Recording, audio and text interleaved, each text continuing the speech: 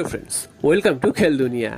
আগামী পরশুদিন মুম্বাইয়ের বিরুদ্ধে নামছে মোহনবাগান। তো সেই ম্যাচে নামার আগে মোহনবাগান সমর্থকদের জন্য কিন্তু একটা ভালো খবর রয়েছে। সেটা হচ্ছে কোচ হিসাবে ডাগআউটে ফিরছেন অ্যান্টোনিও লোপেস হাভাস, যাকে কিন্তু আমরা লাস্ট 3টে ম্যাচে দেখতে পাইনি ডাগআউটে। তো তিনি কিন্তু ফিরছেন এবার, এবং আজকে কিন্তু তিনি প্র্যাকটিসেও এসছেন এবং তিনি কিন্তু সুস্থ, সেটা তিনি নিজেই জানিয়েছেন। তো এটা কিন্তু মোহনবাগান সমর্থকদের জন্য একটা বিরাট খবর এবং মোহনবাগান দলের জন্য খুব বিরাট খবর, কারণ অ্যান্টোনিও লোপেস হাভাস যদি তিনি ডাগআউটে থাকেন, সেখানে কিন্তু অনেকটাই কিন্তু চার্জ আপ থাকে প্লেয়াররা, এবং তিনি মাঠের ধার থেকে যে ম্যাচ রিডিং করেন সেটা কিন্তু অন্য কেউ করতে পারেন না।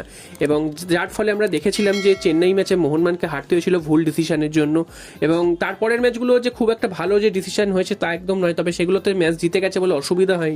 তো এবার কিন্তু ডাগআউটে ফিরছেন অ্যান্টোনিও লোপেস হাভাস এবং তিনি কিন্তু প্র্যাকটিসও শুরু করে দিয়েছেন। এবং সাহাল আব্দুল সামাদ তিনিও কিন্তু চোট সারিয়ে প্রায় ফিরে এসছেন। তাকে হয়তো আমরা সেদিনকার ফার্স্ট 11-এ দেখতে পাবো না, তবে হ্যাঁ, তিনি কিন্তু সাবস্টিটিউটের বেঞ্চে থাকবেন এবং তিনি কিন্তু পরে নামতে পারেন। তো এটা কিন্তু মোহনবাগানের জন্য একটা ভালো খবর। এছাড়া মোহনবাগানের প্রচুর সমর্থকরা কিন্তু টিকিটের জন্য লাইন দিয়েছেন আজকে যুবভারতী ক্রীড়াঙ্গন এবং মোহনবাগান ক্লাবে।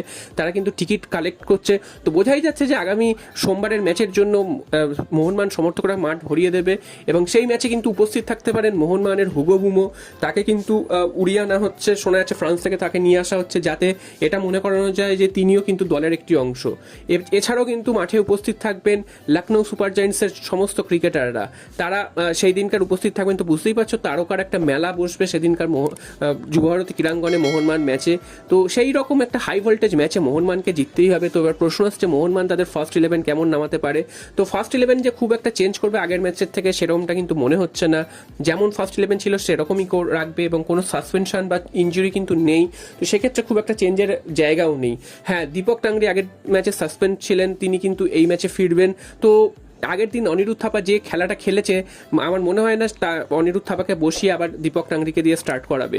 তো গোলে বিশাল কায়েতি থাকবেন। ডিফেন্সে কিন্তু আগের দিন আমরা দেখেছিলাম যে 4-ম্যান ডিফেন্স, যেটা কিন্তু লাস্ট দুটো ম্যাচে আমরা দেখতে পাইনি, এবং চেন্নাই ম্যাচেও কিন্তু দেখতে পাইনি, যার ফলে কিন্তু মোহনবাগান গোল হজম করেছিল 3-ম্যান ডিফেন্স করতে গিয়ে। তো মুম্বাই খুবই শক্তিশালী দল, তাদের বিরুদ্ধে এরকম হাইলাইন ডিফেন্স বা 3-ম্যান ডিফেন্স করাটা কিন্তু মূর্খামি হবে, বোকামি হবে, কারণ মোহনবাগানকে কিন্তু নিজেদের ঘরটাও সামলাতে হবে।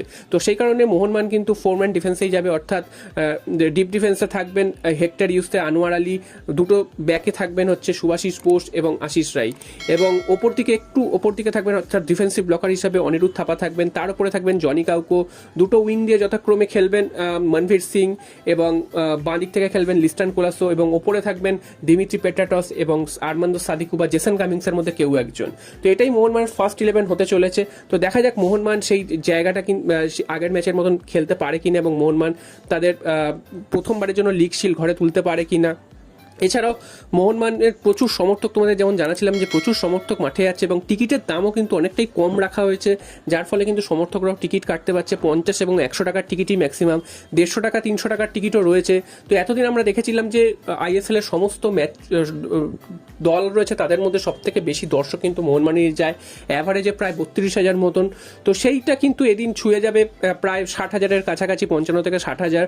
তো মোহনবাগান কিন্তু আরও একটা রেকর্ড করবে বোঝাই যাচ্ছে, এবং আর অন্য কোনো দল কিন্তু অন্য ম্যাচেও এত সমর্থক কিন্তু আনতে পারেনি। ডার্বি ম্যাচেও আমরা দেখেছি যে প্রায় 55-60,000 হয়েছে, তবে 60,000-এর ওপর যে হয়েছে সেটা কিন্তু আমরা দেখিনি দুটো ডার্বি ম্যাচেই।